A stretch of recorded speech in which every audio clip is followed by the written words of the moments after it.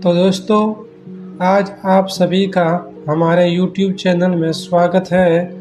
आज की हमारी कहानी है भेड़ की खाल में भेड़िया। अगर आप इस कहानी को ध्यानपूर्वक सुनते हैं तो आप इस कहानी से सीखेंगी कि सही समय पर हिम्मत दिखाकर सच बोल देना चाहिए। तो चलिए इस कहानी को शुरू करते हैं। बहुत समय पहले की बात है। एक चरवाहा था जिसके पास 10 भेड़ें थी। वह रोज उन्हें चराने ले जाता और शाम को बाड़े में डाल देता।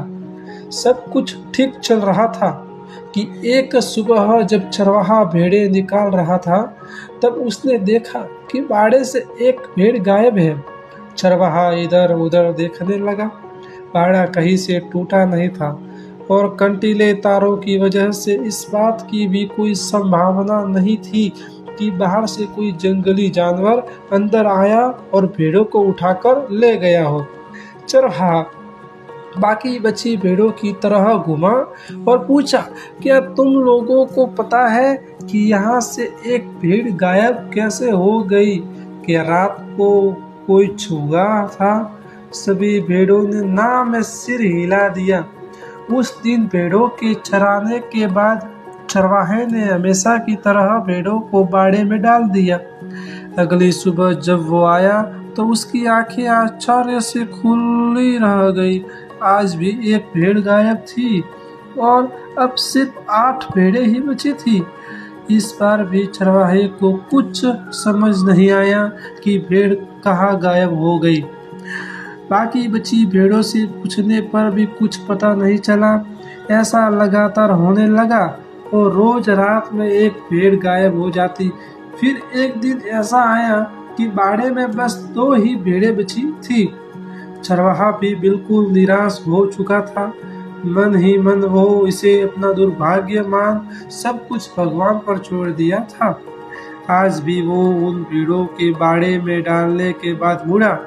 तभी पीछे से आवाज आई, रुको रुको, मुझे अकेला छोड़कर मत जाओ, वरना ये भेड़िया आज रात मुझे भी मार डालेगा।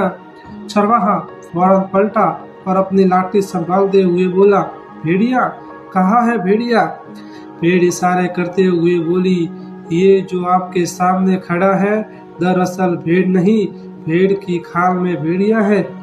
जब पहली बार एक भेड़ गायब हुई थी तो मैं डर के मारे उस रात सोई नहीं थी। तब मैंने देखा कि आधी रात के बाद इसने अपनी खाल उतारी और बगल वाली भेड़ को मारकर खा गया। भेड़िया ने अपना राज खुलते देखा, वहां से भागना चाहा, लेकिन चरवाहा चौकन्ना था।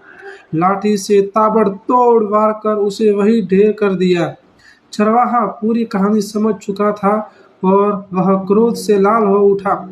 उसने भेड़ से चीखते हुए पूछा, जब तुम्हें ये बात इतने पहले से जानती थी तो मुझे क्यों नहीं बताया?